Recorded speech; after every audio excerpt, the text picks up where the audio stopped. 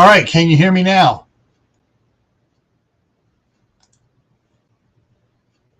Can you hear me now? Jumping down to the end here. Hey, Prepper 101.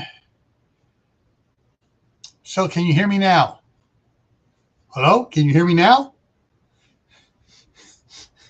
Yep. Okay. Got it. All right. So for some reason, it switched to a non-existent microphone. So, all right. So I was saying hi to everybody, talking about stuff from the beginning. Man, geez. All right. Well, hey, it fits perfect for communications. We had bad communications going on here tonight. So, let's see. So, all right. Yeah. All right. So, wow. No, bad computer. The computer switched to a non-existent one. I don't know why it switched. Oh,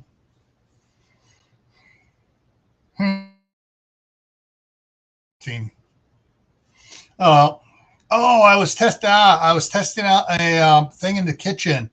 I plugged in a webcam in the kitchen, but it shouldn't have because this is the cam it's using here. It should be using the same. They're supposed to be connected using the same microphone.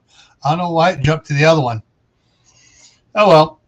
Anyway, so we're talking about comms tonight, but I want to jump back to a comment by Checked Off here, and where if I can find it here real quick here, back up here. It was before there.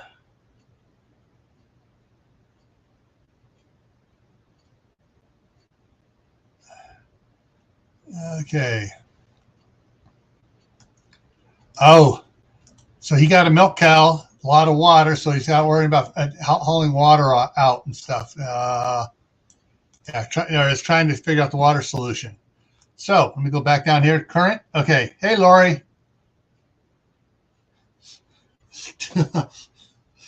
Oh.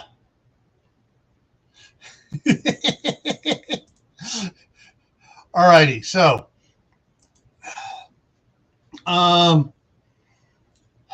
checked out. What state are you in? You probably told me before, and I'm old, getting old and feeble up here, and I can't remember everything unless I hear it 5 or 6 times.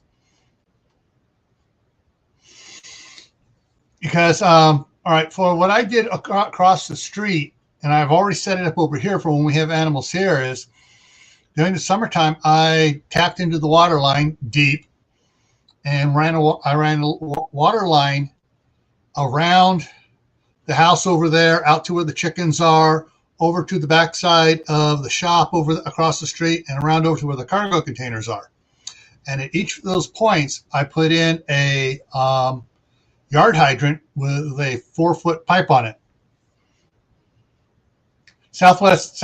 Okay, so you're down near American Falls, Chubbuck, Idaho Falls. Okay. Oh, that's right. You're more towards Twin Falls, I believe. I believe you said that once, closer to Twin Falls. All right.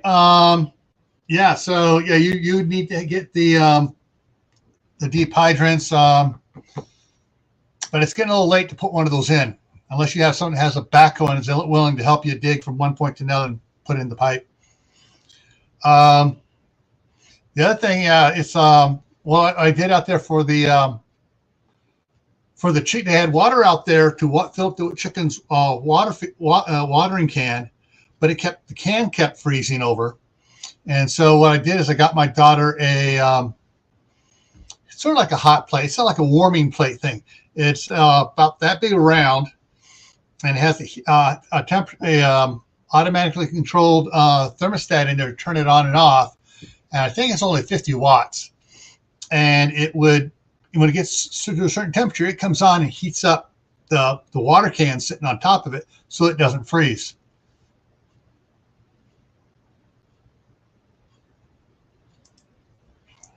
Okay, good thing CR is not in here. We've gone to, Caldwell, Nampa. Okay, well, southwest Idaho, not southeast. Okay, so you're over there close to Idaho Garden Girl.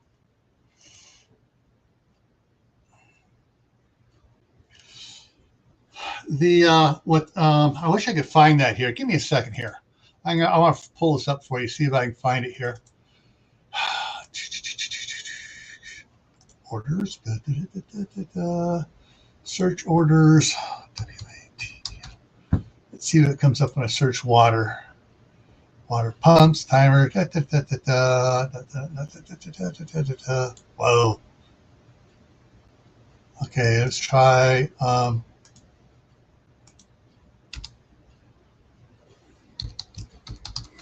Let's see if that does. I'm trying to reduce it down. I had, okay.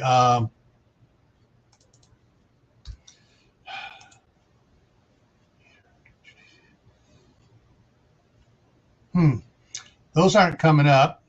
But one of the things that did come up that I did, she wound up using on one of the other ones here was the heat lamps. 50 got some 50 watts and 100 watts, and she got one of the clamp work lights and put over it, so it also warm keep that area around the food warm too. But that's not the one I was looking at. Oh well.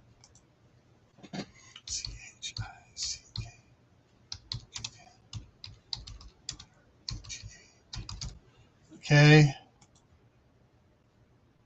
There we go.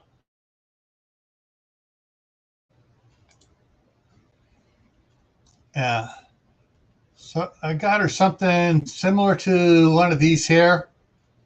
It looked like this one here. That's 100. But it wasn't that expensive. I think it may have got more like the $29 one here, and it has a built-in thermostat and everything in it.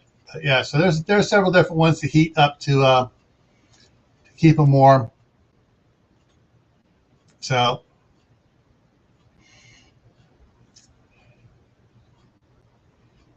All right.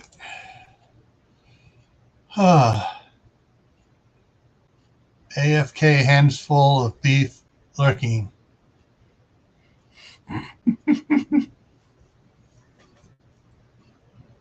So you have the stock tank heaters already, yeah, for the cow. If you have something for chicken, if you have any chickens, you need to heat their water. Those things work. You have one of those for the chickens too. Yeah.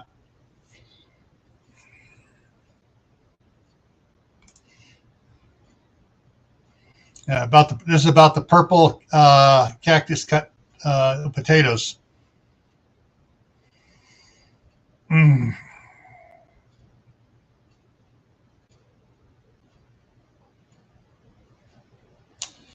Yeah, it's a good thing CR's not here.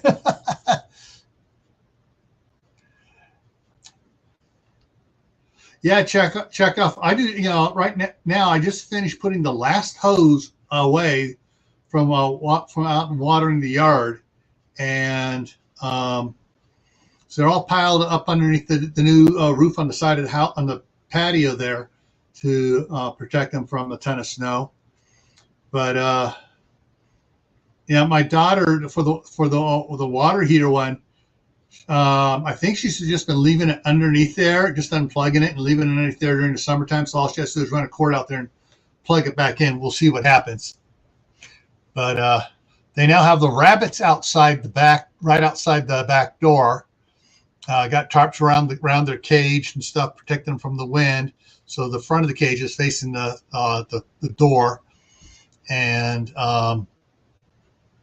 so they probably going to be going out there and having to get a couple more water bottles for each of the cages so they can, change them off and stuff. So because they're probably going to freeze up during the night. So we'll have to see how that goes. How do I store my hoses? Well, I make sure they're drained of water. I roll them up in a big circle and pile them, and they're just piled. An 8-foot area, about 4 foot, 4.5 foot circles. So they overlap a little bit and they start stacking up like this in the middle. So they're out of the snow this year. Last year they were all piled up against the backside of the shop and they got a ton of snow on them. Didn't have any hoses break, so because I had them totally drained. So I drain them all totally before I roll them up. Then I'll connect the ends together just a couple turns, not tight, just enough to keep bugs and spiders from crawling inside.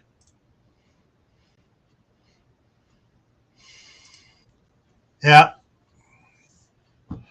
Well, they were talking in the local Facebook page here that this freeze snow we had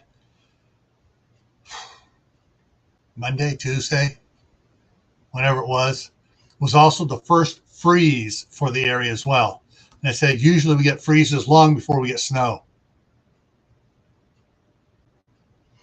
There's CR. CR comes in after we get done talking about the food that the Queen of the North is fixing for tomorrow with the purple cut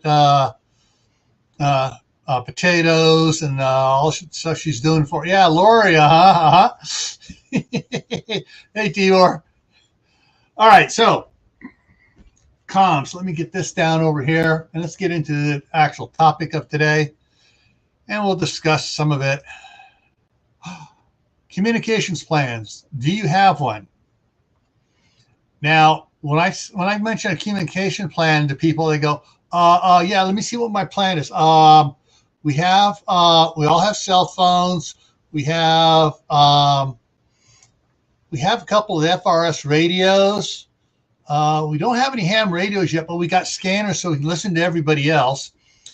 And it's like, that's not a communication plan. That's a plan to fail.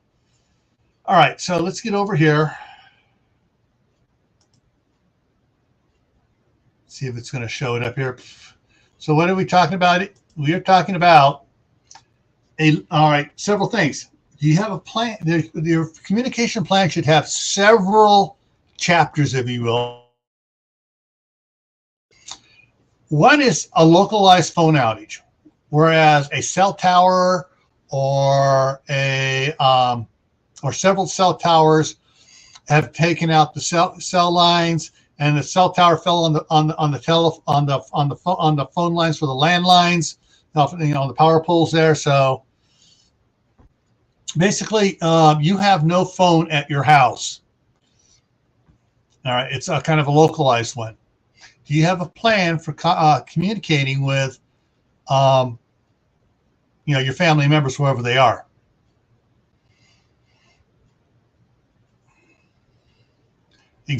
Exactly. Or as Steve likes to say, piss poor planning predicates poor performance. All right. Sorry, I was just quoting somebody else. All right. Actually, hey, all right. So we got Julie, we got Hendrix is here. Laura just came in. So if it's a localized phone outage where your house phone doesn't work and the cell phones aren't working, how can you communicate with family members? Well, there are several ways of doing it if it's local. All right. One, if you still have if your internet is still working, it's just the phone lines that are down, you can message everybody via Instagram, whatever social media they have, Instagram, Facebook, whatever. Because sometimes, like if say the kids are at school and the phone isn't working at school, but the internet at school is still working, so they can hook to the Wi-Fi on their phone, they can get those messages.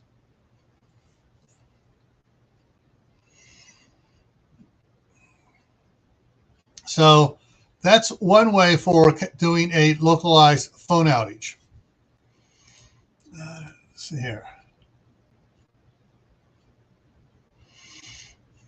All right, and that's talking. This is they're talking one cell tower or a couple cell towers, possibly a substation, or multiple substations, and it still can be considered localized, especially if you're like in a bigger spread out city.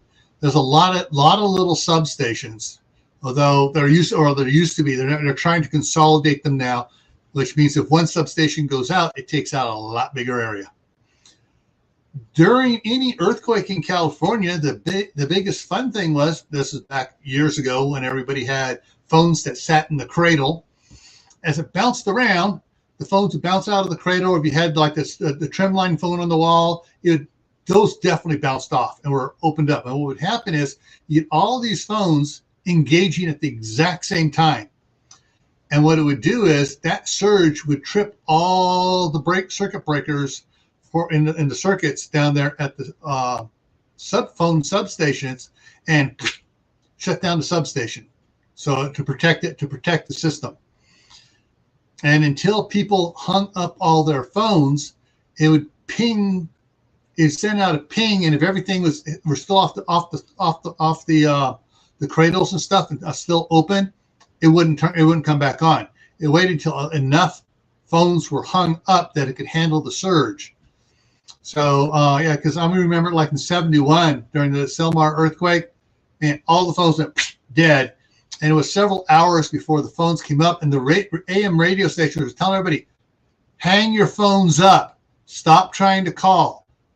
Just hang your phone up and leave it stay hung up until we tell you that the phone company says they've been able to reset the circuits. And they explained it on the air. It still took people a long time to, I guess I better hang up and quit trying to pick it up all the time to see if it's working. Yeah, Skype is another way. There are several alternatives to Skype as well. I can't think of the names right now, but there's several similar ones where you can do audio, video calls and stuff from the computer to phones. And I wish I could remember the one right now, but it's faster and clearer than Skype. But Skype's been around so long, that's the one stuck in my head, like Kleenex is stuck in my head, for facial tissue. Yeah. All right, so we're starting with the basics here, though. Doing the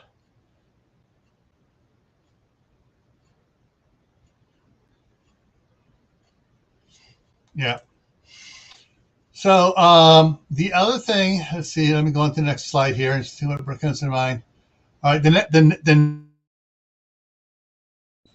is a larger area up to a national power outage. Okay, there could be several things that cause area ones. All right, not so much in the western United States as in the central Midwest, where they get tornadoes, and tornado will go through 2 states and take out tons of stuff, and a big area goes down. What's that? Yeah.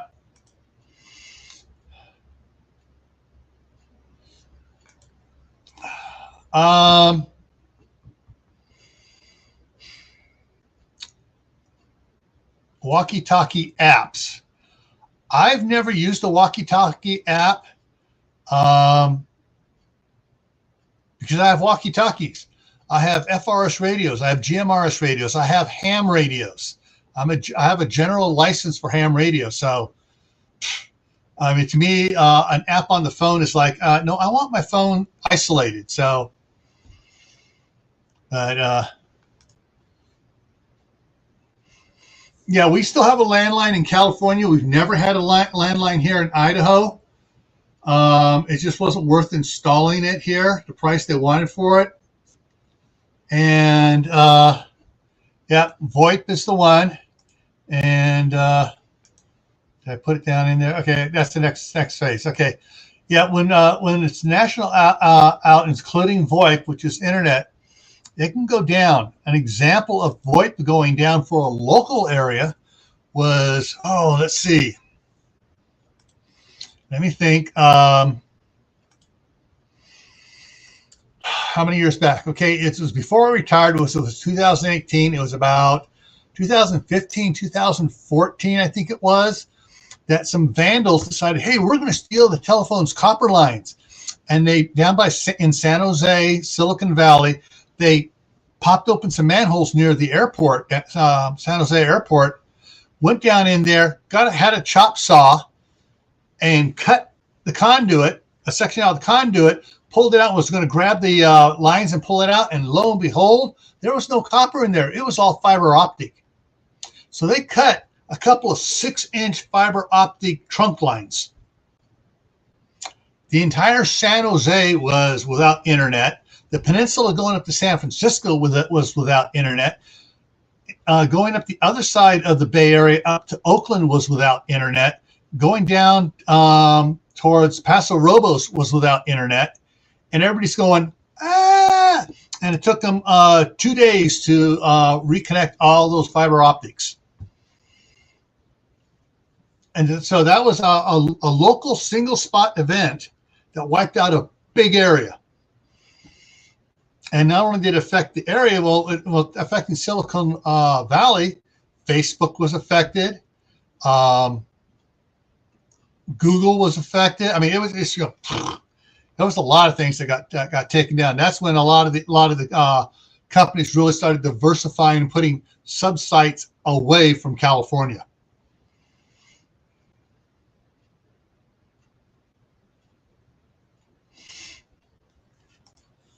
Yeah, so it's not completely, it's not solid copper. It's,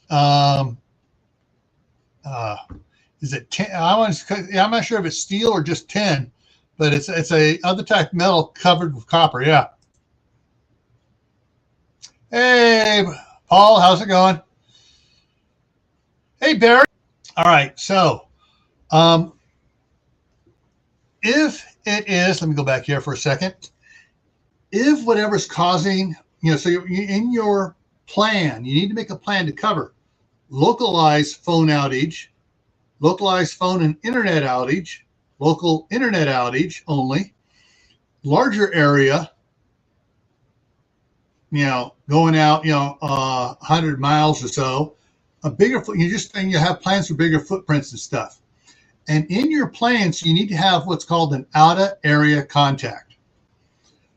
Well, when we were living in Southern California, our out-of-area contact was my uncle and my cousins up in the San Francisco Bay Area. When we moved back up here, our out-of-the-area contact was our other cousins still down in the LA area. And then we had my dad's aunt, my dad's sister who was in Vegas, and her kids were in Phoenix. And so we had phone numbers for that, but that was back when we still had the rotary phone, And you want something fun to watch? Get an old rotary phone and ask some of the kids, ask some of the teenagers today, hey, make a phone call on this and watch them try to figure it out. Yeah, there are some cute videos watching kids getting totally frustrated trying to operate a rotary phone.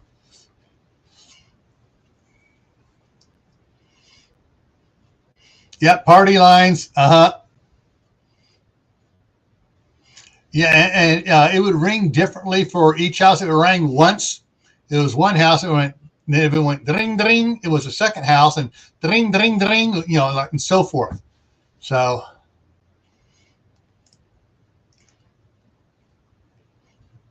Now, one of the things that's interesting here, talking about an out-of-area contact, there are some satellite phones that are relatively inexpensive compared to what they were 20 years ago, 15 years ago even. AT&T has one that looks like a big flip phone that's a satellite phone. And it's made for emergency use type thing. And so if all the phone lines and internet lines are down locally, if you have one of those, that's a way. I'm calling Uncle George that's in Missouri from California. Hey, Uncle George. Yeah, all the phones are down here. What's going on? Of course, then if you call Uncle George and you get, it's like, okay, let's try Aunt Bessie down in Florida. Let's try Sid up there in New York. Let's try, and everybody's, going, then there's a problem.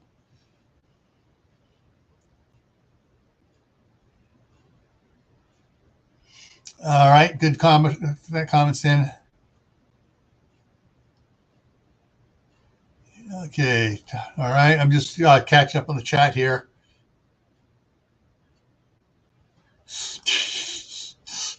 Oh yeah, waiting for a phone call.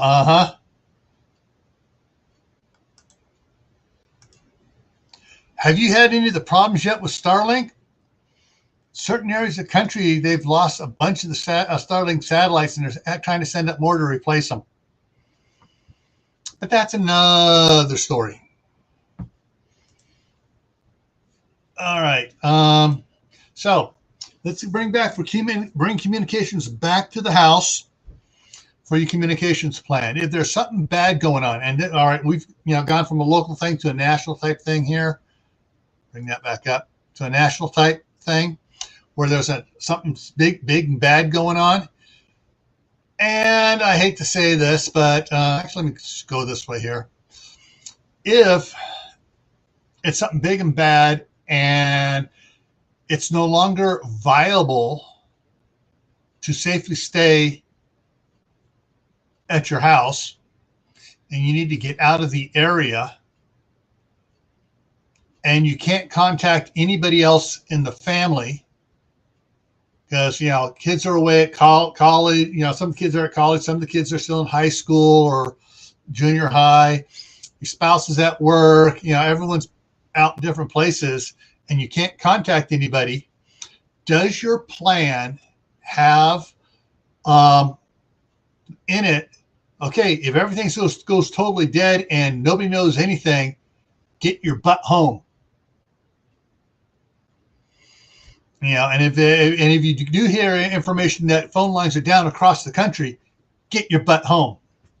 Do you have that type of a phrase in your plan? Is that a possibility for a response?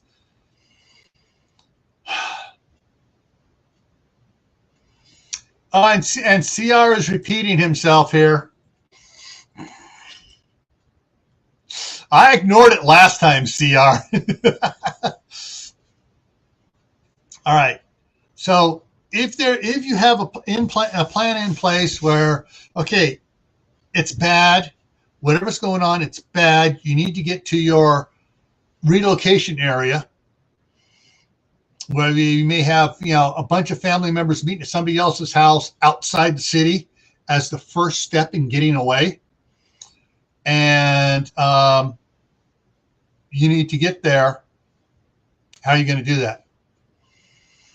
Now, just because phone lines are down, if you do have GMRS radios, they might reach, if they got a clear line of sight for FRS GMRS radios, you got 21 miles clear line of sight, nothing at all in between you and them. They'll reach. If there's buildings there, it cuts it way down. I everyone say putting Hertz in the side chat. I'm wanting to comment about the Hertz ads with the football player and the girl there. You're driving away with a Mustang. Anyways, so stop putting Hertz in the side chat. Okay, if you have other communications, and if everybody in the family has ham radio license and has just the basic simplest ham radio license that we try to get the Boy Scouts to all get now, and they have a handheld transmitting unit that can go reach the home and reach other ones, and then they can hey, what's going on, and you can communicate that way to, hey, home now, let's go. If not, you need to have them get home. And if you are able to have at least one ham radio unit at home, so you contact the family unit that's just outside the city or whatever, where everybody that lives in the city is supposed to be meeting at before you guys go elsewhere, if need be.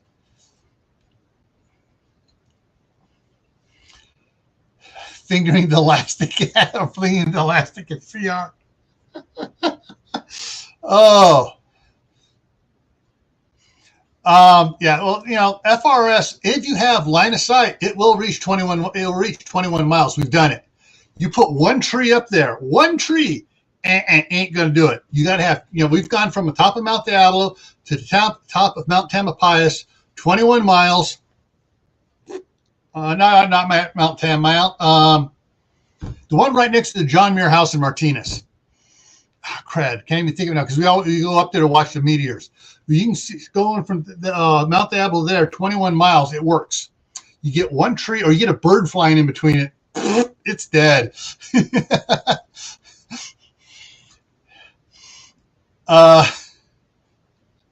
Oh, Chekhov, you had to go there. Chekhov's been hanging around CR too long.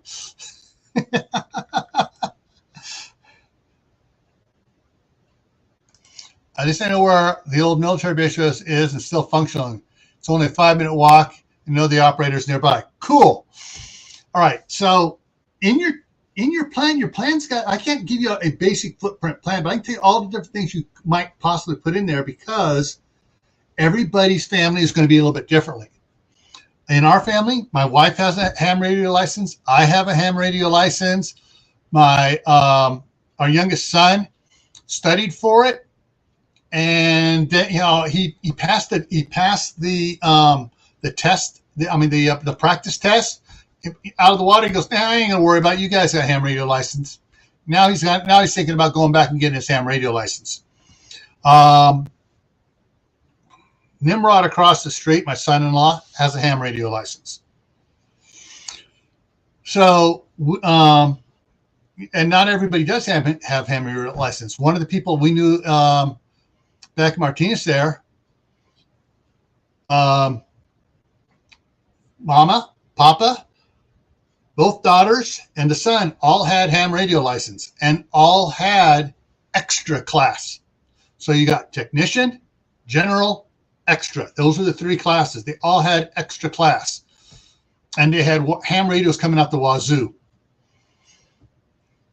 But yeah. So if you guys don't have ham radio or you're planning on getting it, but you don't have it yet, have a plan in place to cover what you're doing without the ham radio. Now, if you need to get everybody's supposed to be coming home and you've used the ham radio at home to say, yeah, get out here right now. It's not safe to be in the city. You need to get to us right now from the family outside of the area. You need to go. You pack stuff up and go. And if it's bad enough, they say, don't wait for everybody else because you'll all be dead. Get as many people on the road right now coming this way. And if everybody has a car, being at work, at college, whatever, at high school, whatever, if everybody's driving and has a vehicle, well, one of the things is it's like, okay, I'm out of here. I hope they make it, And one of the things wind socks are one of these things. You have different colored wind socks, or you can hang one up on the front porch. You can put one out front. And all that is the signal for anyone coming up there. It says, don't stop at the house. Go to whatever the color is. So like if it's a red one, a blue one, or a green one, it tells them, go to this location.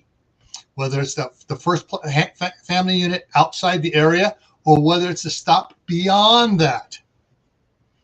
That way, if someone comes by, they go, oh, crap, it's time to get out of here now. And you can have one up there that says, you got 5 minutes, if you have 2 of them up there, the code could be, you got 5 minutes to get everything, get your butt on the road and get the hell out of here. And so they know, all right, get in, grab one of the extra cans of gas in the car for the vehicle, and grab some clothes, 5 minutes, and be gone. Yeah, flag or a marker. There's a lot of different things you can do. Hanging up a Christmas sign or whatever by the front door in July. That's kind of a quick thing. Get the hell out of here. Halloween sign, whatever type signs you can do. People are always leaving these type of signs around, and you put them in a closet. Pick some up, put them in the closet, and tell them, hey, if it's sitting out there on the front porch there, it means go. So different ways of communicating. I think that's the last one I got on it. That's the last one I got on it there. Okay, so, but you need to write all this down. Write a plan. And your communication plan is a living document.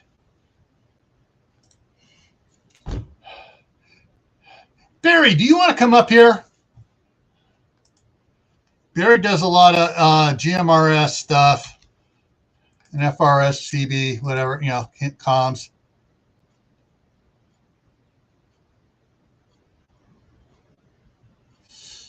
All right, there's the link for those that want to talk comms. Okay. Wait, what did CR retract? After flag or marker. Oh, I'm joking.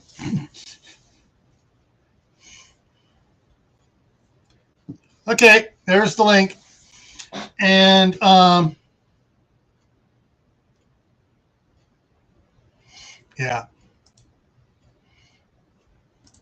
All right.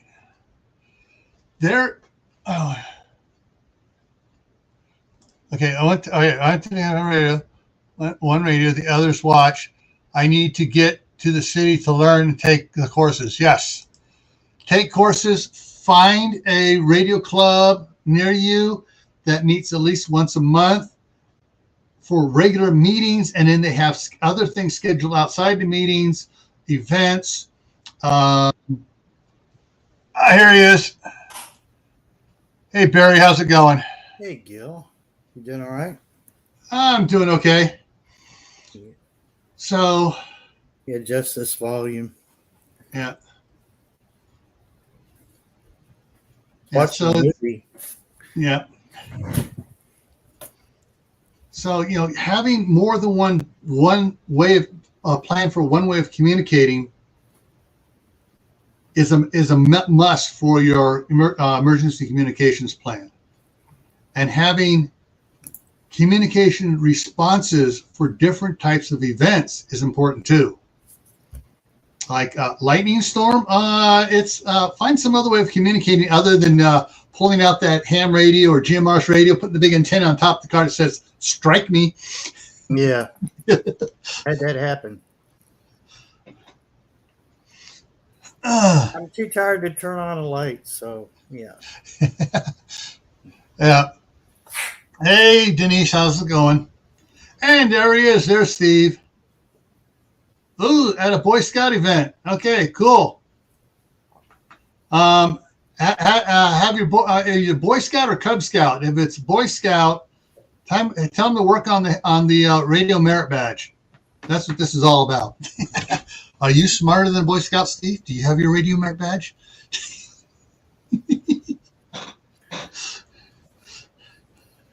Have a restricted radio operator's license. Does that count? It's a radio license. It can get you doing some things. And here in the United States, I can go on ships and use their radios, the HF radios, and work on them and all that good stuff. Here's one thing that is allowable. People think, oh, okay, I don't need to take classes if it's allowable. During an emergency, anyone can use a ham radio to transmit emergency traffic for life-saving purposes. Mm-hmm.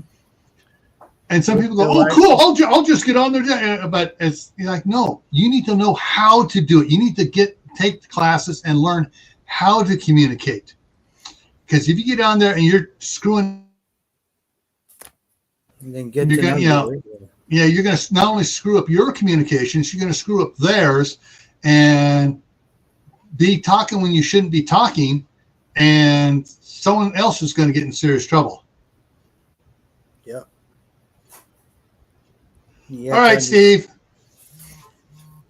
That rule is to protect life and limb and property. It's not, hey, I'm going to be a pirate and, mess around on handbands. Yeah. It absolutely positively has to be an emergency, like, I don't know, Hurricane Katrina. That's legit. Yeah. Or that big tornado that went through several states and just wiped out a big old swath. Yeah. It's like, hey, we got people trapped in this building here. There's smoke coming from inside the building. We don't know how big the fire is. We need help here at such and such location now. Yeah. Yeah. And I'm, where I live, I'm I'm in a place where, communications can be hampered or helped, by the terrain. We've got some. I mean, I've got a knob in front of my house that I can't even. All I can see is the lights from town. I'm like 3.5 miles from town. So we do our test from a little mom and pop ice cream shop back here to my house. So I give my buddy a radio, and it's usually a new radio that we just bought, and we test them out. We put them through the ringer. Hey, Green Granny. So, it's best to understand that UHF and VHF are two different animals, and that they're going to react differently.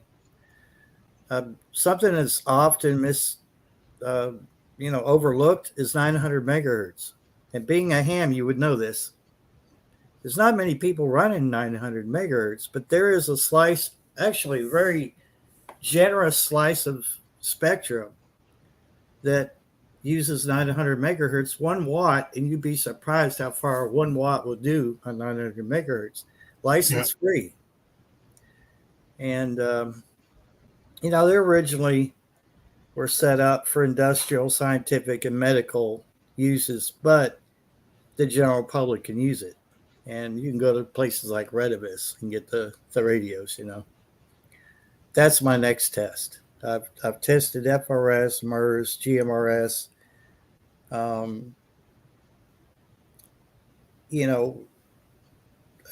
almost get the same results, but because I go to the back of my property, which is on a hill, rather than sit down here, which is a lower elevation, I know I have to get through that mountain over there. And the best way to do that is to get above, at least slightly above that. I'll never get above it because I'll be winded by the time I get to the top of this ridge up here. Yeah. But, every band out there has its own set of, hindrances.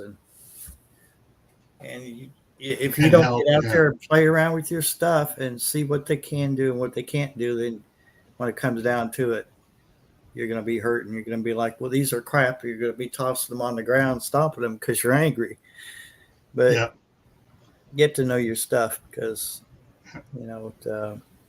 practice makes perfect when it comes to ham radio and GMRS, FRS, every little thing on it, Yeah. Kentucky has, just like every other state has gone to P25. Okay, they're going digital. Here's the problem with that. And I wish that and I know for a fact that my county got rid of their analog radios. That was a mistake because not every repeater, it takes a lot of repeaters and a lot of receive sites to pick up that digital signal because they only have so far to reach. Then you have to, it's almost like cell towers. When you're out of reach of one cell tower, there's another one to pick you up.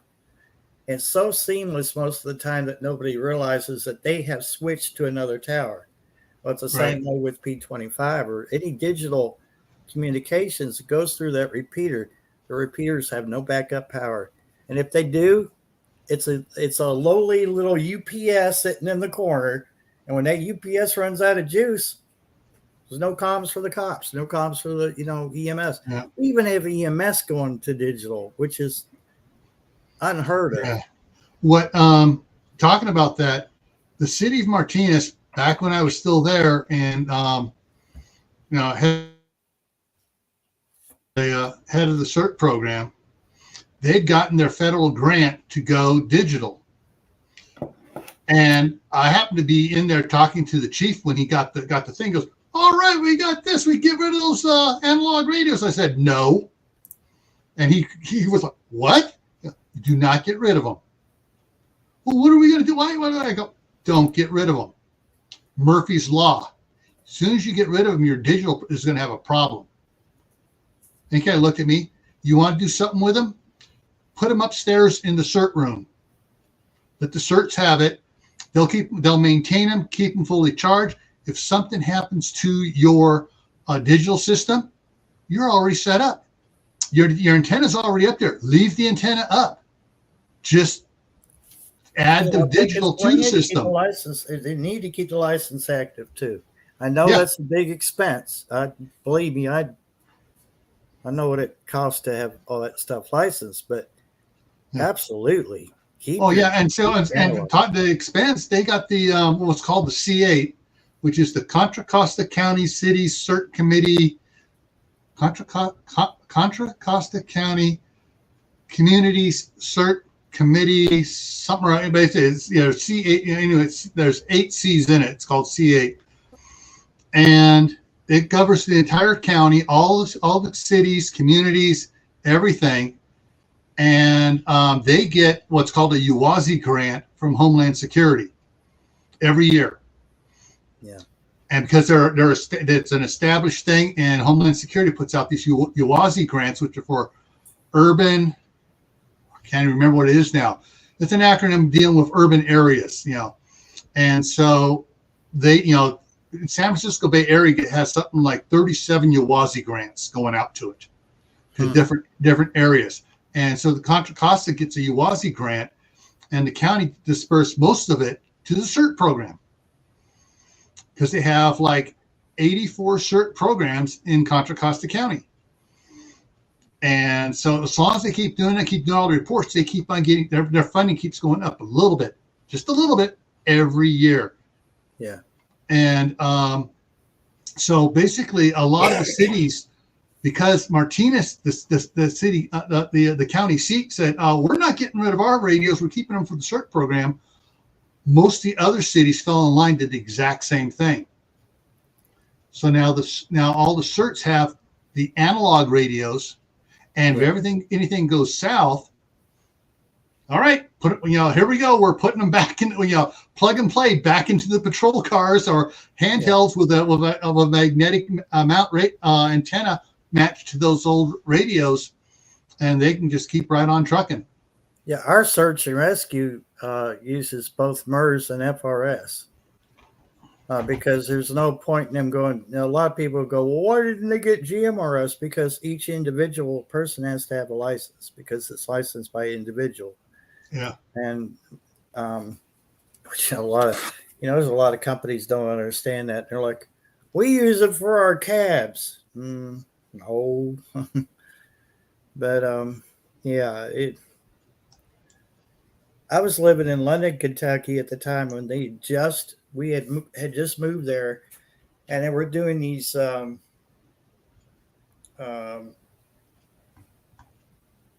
they would do like a checkpoint right at the entrance. So when you came into the entrance on the main road, into the to the right was apartments, to the left was the mobile home park that I lived in. So they blocked it, so you couldn't come and go without being stopped. And they were so angry because they were saying, these are digital radios are total crap, which they use some other words, but and I got to talking to one of them, and I said, I heard your buddy say something about the digital radios, and I said, when did you put them in? He said, oh, just recently. He said, we can't even go to the other end of the county and talk back. And he said the repeater is deaf to us. And he said these things are garbage. And it took another basically more funding to get it all back up to where the company promised them, what the company that installed this equipment promised them, because they were getting out fringe areas having to use cell phones to call back to dispatch. And it shouldn't have been like that, because radio is quicker than calling somebody. A bad guy can't outrun a radio signal, the speed of light. So, but and Kentucky is a challenge, and I'm sure there's a lot of other states. I know Tennessee had their challenges with it too.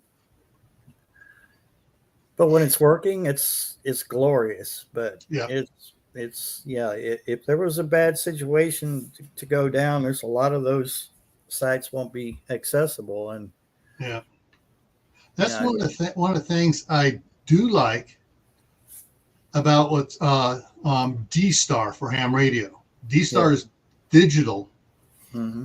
and some states have totally covered their state with it's not a repeater, it's called a gateway, Yeah. because it's a repeater, but it's also a gateway to the internet. Hmm. Each one, so you can go into the internet from each one of these towers. And Utah was the first state to be totally covered. Yeah. And what's neat about it is there's an app for that for your smartphone. You can get a D-Star app on your smartphone, and so you can hit, depending on how close you are to it, you can use your phone's Wi-Fi to connect to the gateway if you're close enough. Otherwise, you connect to anybody. You go to the internet, and then you go from whatever internet you have to your gateway, and you broadcast out the gateway to anybody who has a handheld or a base station D-Star unit. Or you can do like my friend Dave Purcell did. He was showing me how he goes, watch this. Punch in there, and he goes, okay, and he starts punching in codes. Because what are they? All right, this is the code for the gateway up here, and this is the code for the gateway in Minnesota. And when it made the connection, he keyed up and he called the call sign for his buddy there in Minnesota, and he called about 3 times, and his buddy answered. Yeah. Yeah. And so his buddy he'd gotten his buddy to get D-Star, and they were talking over the internet. So basically, he connected up, went across the United States via internet, broadcasted over there, and he did that. And he goes, now watch this. Then he pulled out his handheld D-Star, and he linked into it, and had me take his cell phone and walk away, and I was listening to them talk. Yeah. So, It's a glorified Zello. You can now get walkie-talkies that actually do both GMRS and Zello, and it's the same concept. And a lot of GMRS repeater sites are actually tied into Zello, so I can actually bring it up on my smartphone. I'm a member of the one. I don't know if you ever watched his channel, Not a Rubicon, but he does a lot of GMRS stuff. He's got a repeater tied into Zello. I get on here and talk on his repeater. And he's not a jerk like he portrays on his channel, just in case anybody wondered. He's not a jerk. But I'm just saying, oh yeah, scavenger hunt one. Yeah, we've done ham radio scavenger hunts and stuff. The thing is, though, with the ham radios, to do the digital, most it's an open source thing, but nobody wants to do it other than Icon, which is the name of a company that produces radios. Yeah. And most of the stuff here in the U.S. is Icon, but you can order stuff from Japan, because Japan is covered one into the other D-Star. Yeah. And so you can. And D-Star is really big in Japan, but you have to contact a company over there and get them to set it up to meet the U.S. ones, and you're special ordering it. So if you want to get a Yaesu or one of the other radios, they will do it, but it's going to cost you twice as much. Yeah. So, Yeah. Yes, Lori. If I had a D-Star system, which we've never spent the money to get it yet, you could use. You can also use it to the D-Star to talk to Spain, to Britain, to Italy, to Japan. Brazil has D-Star. There's probably a lot more since I got away from the up there, since I retired up here. I was not going to all the ham radio meetings there, and it's spreading, and so there's a lot more. Heck yeah, you could talk to CR if CR would get one too, and Howie. You can also do FT8, and FT8 really isn't. It's not voice. It's basically a very at this point, it's a very crude version of texting, but it's texting over ham or HF. So FT8 is, and which it takes quite a bit to set up FT8, but if you could do it, you can send messages back and forth. Yeah. Ham radio also has packet. Yeah. Send really, it's old, but it's, very. It's sturdy too. It's old. Yeah. It's sturdy. And you can do that. Take an old crap IBM computer and it'll do that, Yeah, the old 8088s and 8086s and stuff, they work. They work. That's what they designed it on, was those. Yeah. But the other thing too is, like my computer here, I can buy a program, really cheap, install it on here, plug in my Bofang radio in the UPS port, and I can set it up, and I can type something, hit send, and it will go, and you can adjust the speed on it for the Morse code, and it'll send Morse code, whatever you type. And we are sending SOS over here, I think. Yeah. I'm trying to read without my glasses. Yeah, it's wait a minute. The first one has 4 dots, not 3. Yep.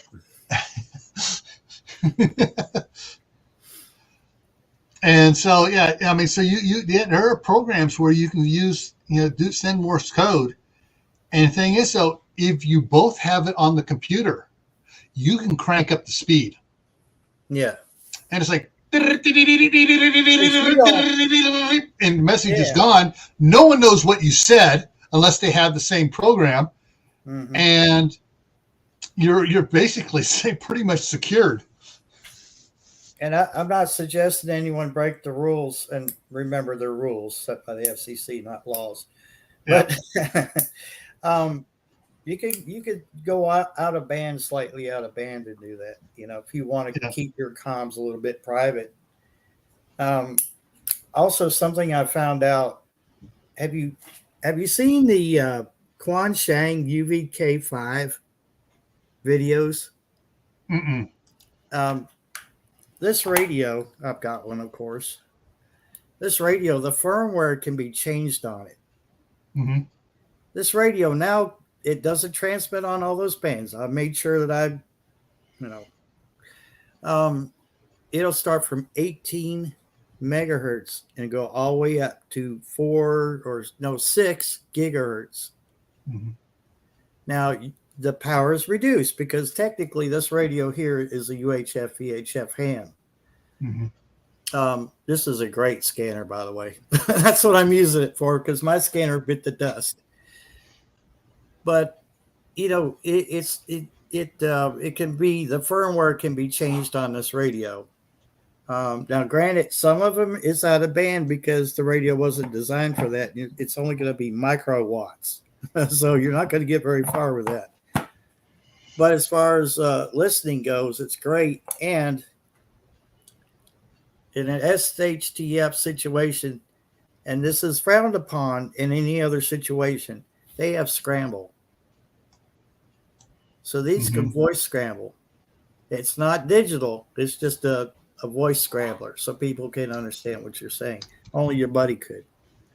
But I'm not condoning it in a peaceful situation.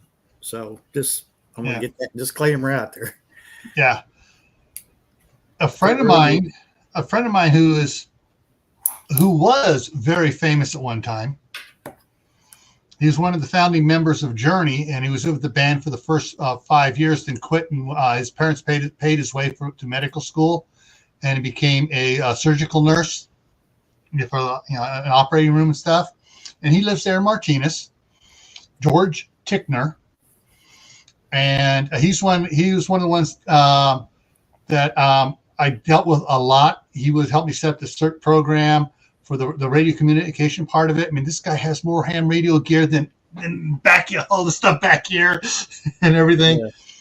He's also a MARS, the military amateur radio service. Yeah, amateur radio service and he's licensed through the Air Force. Yeah, because Travis Air Force Base is just right up the road, And he got to one of the first time Bowfangs came out. He got one of the first Bowfangs. And when they first came out, it was military grade hardware inside of it. Yeah. He opened it up and he says, I couldn't believe all the gold in there. Mm-hmm. Okay. And he, being Mars and stuff, he contacted the head Mars guy up there in Travis, and they got together. They contacted Bowfang to find out what can he do, you know, to do. Basically, he set it up so that his tri-band Bowfang also did FRS and GMRS frequencies as well, for under the license of the Mars. So you guys, this has to be licensed under Mars to do this. And then he got several other of the CERT ham radio guys into the Mars program, and they did the same thing with their some of their stuff for use. And basically, so like in town, with all the buildings around, FRS doesn't only goes a couple blocks. These guys are talking 6 times as far because they're amped up and for the emergency tests and stuff, and running for all the drills and stuff we did there. Because it's under the emergency stuff, and you're using the Mars system for the CERT program with the Mars blessing from the guy up there. And so there are things you can do legally, but you got to follow all the steps. Mm-hmm. And I have one of the first Bowfangs that came out, of course. Yeah. The racetrack I was working for in Corbin, Kentucky was short one radio. And I said, that's okay. I'll bring my own. I ordered that thing, you know, because I saw them on Amazon and they had just been out on the market for a couple months. And I said, you know, $28, I can't go wrong. And if that's the only time I ever used it was at the track, no big deal. $28 right there for a 5-watt tri-band. Yeah. And now, and it's funny because I can go on any, you know, I can go on FRS, GMRS with that one. Mm-hmm. And the ones that the FCC, now the FCC clamped on Bowfang. They clamped on them because of that radio that I have. Mine was a 2-bander. Because so many people could go on bands that they weren't supposed to, or channels that they shouldn't have been going to. Yeah. Like I did. I mean, I worked at the racetrack and I was at 500 and something megahertz, whatever it was actually one of the NASCAR channels, but we were given permission to use it. And so they clamped down on them. And now it's funny. I mean, the new Bowfangs that came out, still the UV5R, mm-hmm. can still be jailbroke. So they really didn't circumvent anything. You know, it was like, oh, look, it can be jailbroke. And then you can do whatever you want to on it. Yeah, because like George said, what they did is they took it apart, and basically they just soldered on a jumper in there in 2 locations. Yeah. To open up transmitting and receiving in all the FRS, GMRS frequencies. Yeah. But they did it legally. They did it. They followed all the numbers and did everything on it like that. And for your communication plans, don't plan on going pirating. Yeah. Plan on, you do it, because basically if you're going to go pirating, if you do it during a non-emergency, you're going to get nailed. Yeah. And you want to do it legal first, and if you can't, then you have no other choice, Yeah, but set everything up to do it legally on whatever type of radio system you're going to use for your communications plan. And you got to realize 2-meter, one of the most popular ham radio frequency, isn't a single frequency. It's a boatload of frequencies in the 2-meter band. And then you go above that, you go, and then there's the 220 and then the 440. 440 and 2-meter are very popular. The 220 is not quite so popular. Yeah. So there's not as many radios sold for that, but it's a very well usable frequency. I mean, that's what the scout camps went to in California because hardly anybody was on it. 6-meter band is amazing too. Mm-hmm. 6 meters and I'm not a ham, but 6 meters reminds me of 11 meters CV. Yeah. The characteristics are just amazing. Yeah. My friend Dave Purcell had a 6 meter sideband ham radio. Yeah. And on the sideband for the ham radio from the John Muir house, he was picking up during on Earth Day. He was picking up groups in Boston, in Chicago, in Buffalo that were doing their field day exercise. So you try to see how many people they could contact. And as soon as he contacted them and said, "Oh, I'm in the John Muir house here in Martinez, California," he had about 30 people instantly trying to contact him to get a contact for field day. Yeah. Yeah. East. This is he contacting back east on it. Okay, got a question here from Julie. No. Question: Perry, Storm, Custodian, Catalina are not sure who that question was for. I don't know those names. Yeah. Anyways, hang on just a second. Let me pull this down, and I want to go to my thing here. I just saw an email here, and I want to make sure. Okay, an email came in a couple hours ago. Friends star Matthew Perry dies at 54. Don't know if anybody heard that. Anybody's interested in that, but it's on the news right now on the thing about Matthew Perry dying. Yeah. So, at age 54. They ain't that old. Yeah, I'm 56. That kind of hits home a little bit. Yeah. Okay, let me go ahead and get back to here. Okay. But yeah, so as you listen to Barry, and I hope you guys are realizing there are lots of options for radio communications. Now, taking it outside the norm here, there are now 4 that I know of systems like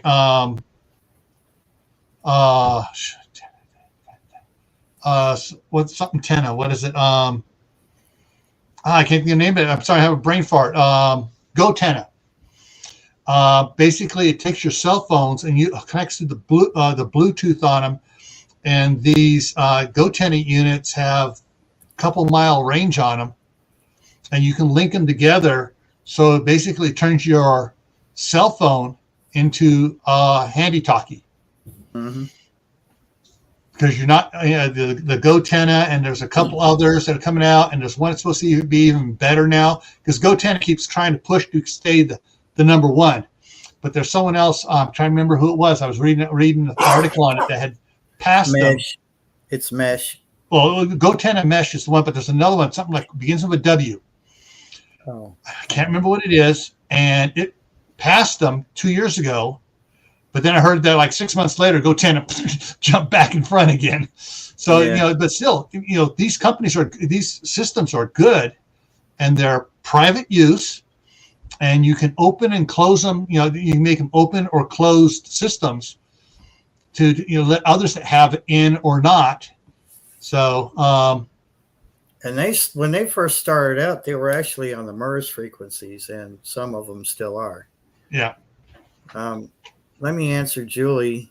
Julie, Catlandia is sort of a running joke on my channel. I have about 6 cats. And we joke about my cats running everything around here. Cats believe they're the kings and queens. So I call my place Catlandia, and I'm pretty much the custodian because that's the job cats gave me. I can't be king or anything like that. So. Yeah. All right. Kaylin says, watch the vid where a guy put a Go Tenna on his drone, hovered it over the location. Yeah. That's the thing.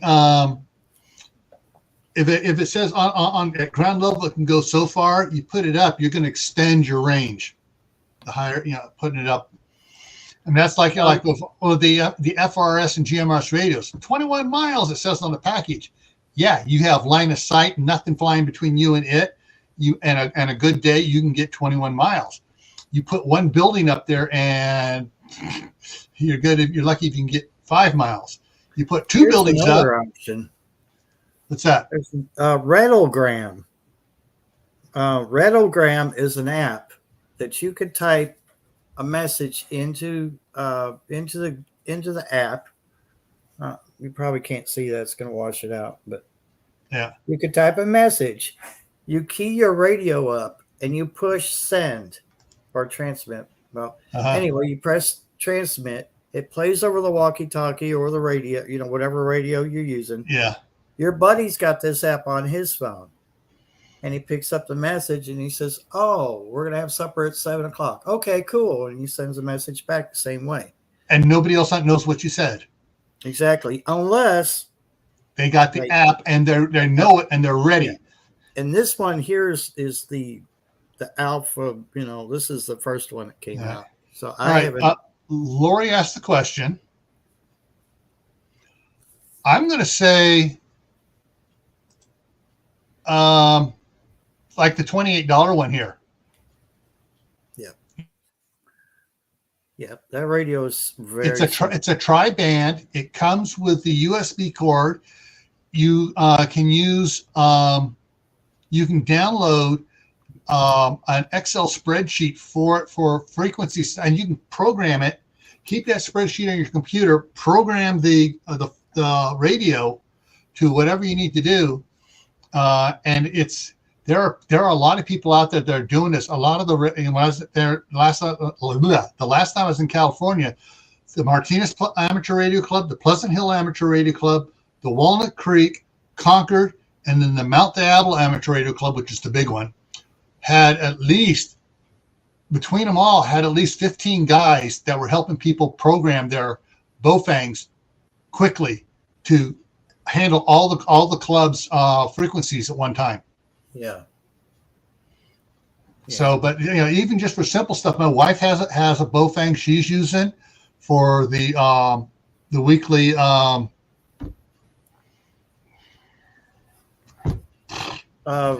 It's a net. Is it a net? Yeah, the net, the weekly net. Sorry, brain fog, people doing I do that all the time. Yeah, and she has a handheld one. She has the two-band one, not the tri-band, the dual band.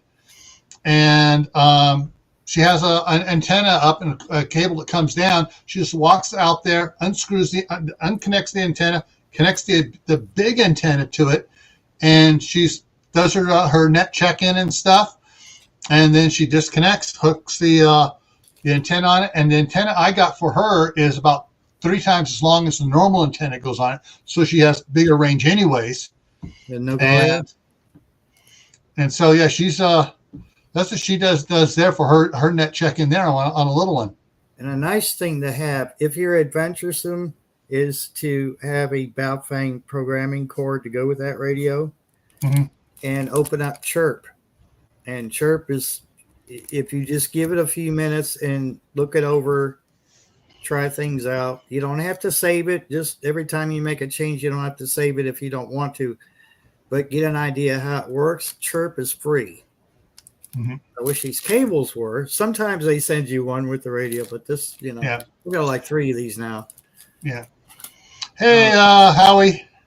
You can set them radios up the way you want to. Yeah, and when you're going to buy one, check. All right, looking at this one right here, the $33 one. I think.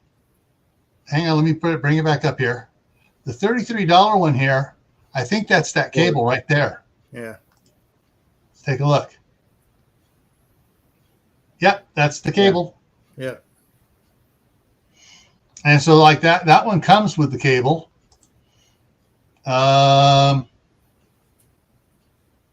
33 one does, 27 doesn't.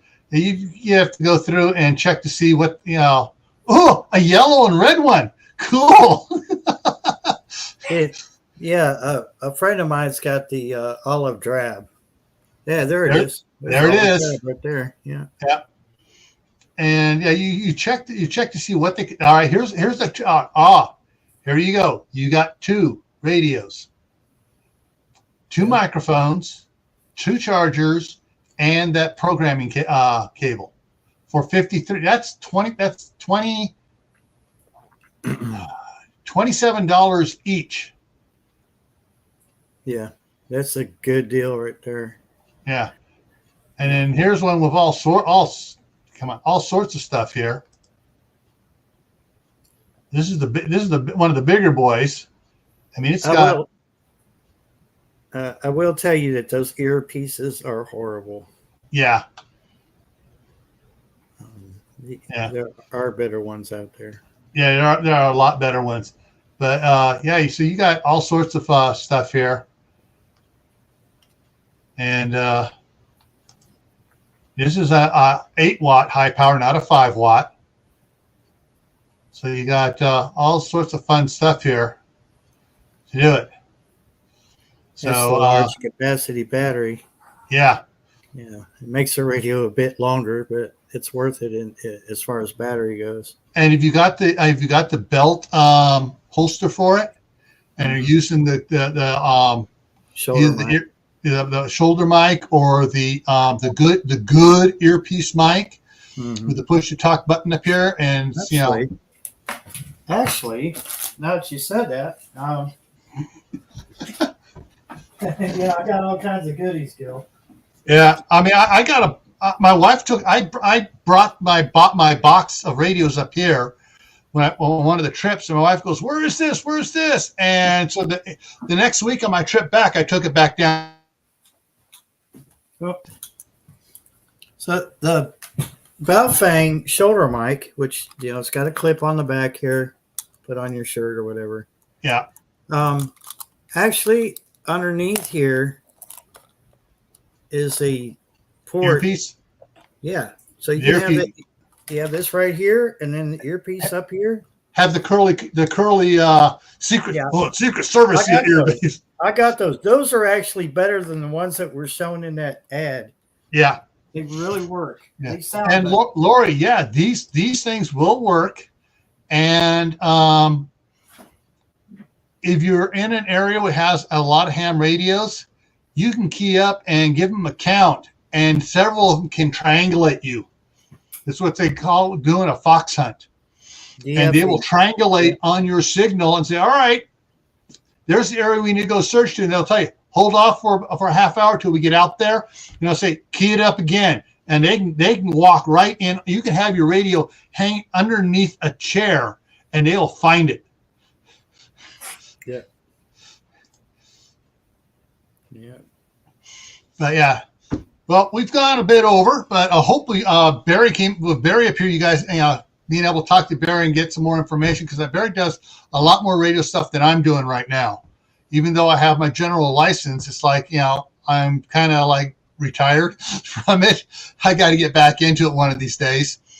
But I just keep everything active, and just, when I go back to California, I get on the radio and I talk to the guys there. But yeah, it's in our emergency communication stuff. If things go south, I got a big antenna. I just go out there on top of the shop. I got a big old huge J pole to put up there, and I can hit the repeaters, and I can hit either on the 440 or 2 meter, and I can start jumping repeater to repeater to get to California. Yeah, I still have a repeater here for GMRS. It's 20-something miles south of me, and I can hit it over here with a handheld up from inside my house. Yeah, and which blows their minds. They're like, "Wow, I can't believe you're doing that."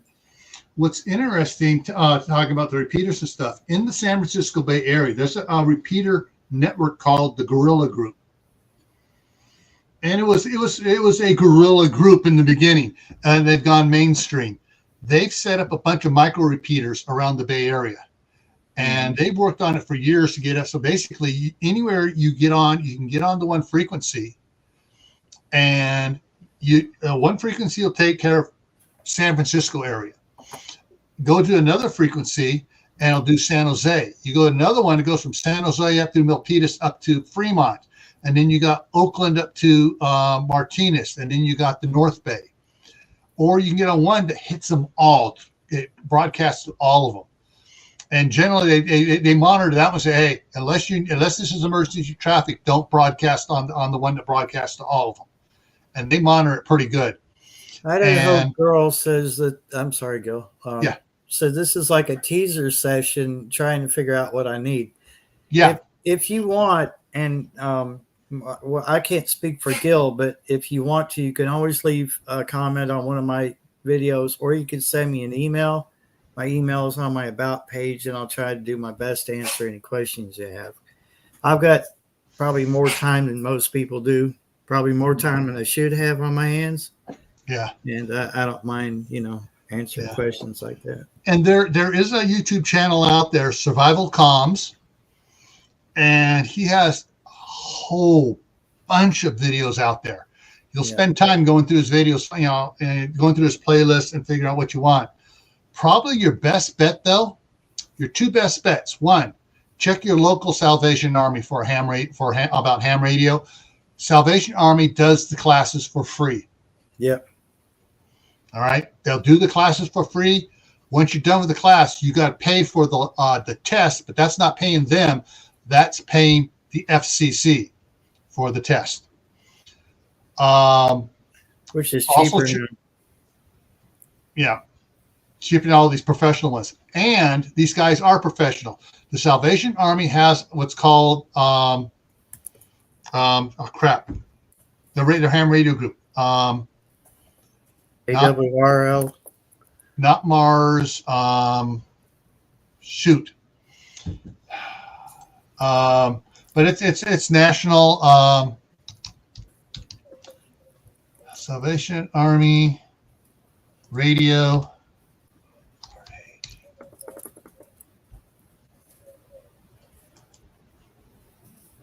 Saturn.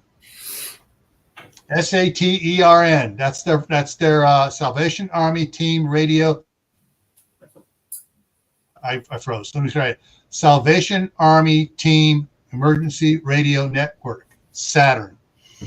And they operate somewhat like a radio club. And you don't have to be part of the Salvation Army to join it. You can check for your own local radio clubs.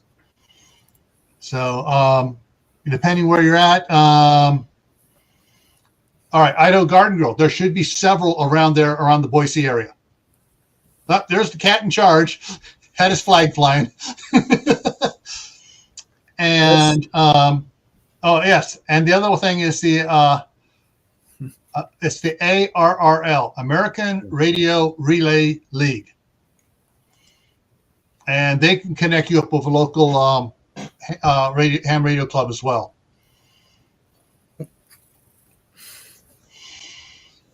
And Kaylin put it up, Survival Comms. I think there's 2 M's though for it. But there is, it's, yes, it can be a lot of work. It can be a lot of brain power, but you hit the right club and stuff. It can be absolutely a blast. And when I first got into ham radio, a couple from our church were doing it. It's their family. Everybody in their family is an extra class ham radio license. So, but they got us in it at the same time. There was like 12 people took the class. We all got our license, and for the next couple of years, it was. I'd get home from work. I'd turn on the ham radio, and I'm listening to everybody talking in the city at the head of ham radio, and it was like a party line, a phone. And we're going to be going over here. Hey, if you're going down there by the store, swing in there at Brolum's or whatever, and check out. They got this on sale at the grocery store. Yeah, it's not in the ad, but they have it on sale. And it was stuff like that constantly. People helping each other, talking to each other, and it was for several years it was And then I got working. Working longer hours. Then my shift changed, and I wasn't there when they were all talking. All right, I'm going to wrap this up now. It's 9:30 here, my time, and I got church in the morning. And I want to thank Barry for coming up here and everyone in Side Chat for asking questions. and providing extra information.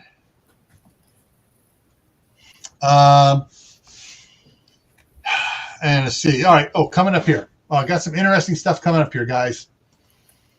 So Monday on Camp Patton Family Compound, Kaylin Strain suggested this topic: air pumps, hand or battery. So we talk about different type of air pumps, and not only whether a hand or battery, but different function as well. Whether you're inflating a tire, an air mattress, whatever. We can talk about different air pumps to have around. Tuesday, back here on Gray Man Prepping, is trick or treat preparedness. It's not what you think I'm going to talk about. Friday on Camp Patton Family Compound is talk about storing animal feed for the winter for all your animals, including cats, dogs, gerbils, rabbits, chickens, parakeets, cockatiels, whatever. Crickets, yeah. Next Saturday here, we're going to start 2 hours early. So we're starting at 8 Eastern Time, 7 Central, 6 Mountain, 5 Pacific for a special. We've got Dr. Paula Ruffin coming back over here on Gray Man. I'm going to do broadcast of both, but Gray Man's going to be the primary host. And I expect to go 2 or 3 hours with Dr. Paula this time, and she's expecting it too. So if you missed the one from last night on Camp Patton Family Compound, we're going to be back here next Saturday with her again. Tomorrow night, Sunday night, on Garden State Gardener, she's on Fun Day Sunday with Joe. So and let's see, and I got. I'm not going to go through the rest of the schedule, but that's just for the next week or so. What's coming up here? All right, and everyone, yeah, exactly, Tibor. Good nights, all. Stay alert, stay safe. Keep your head on swivel. And with that, everyone, have a good one. And let's see.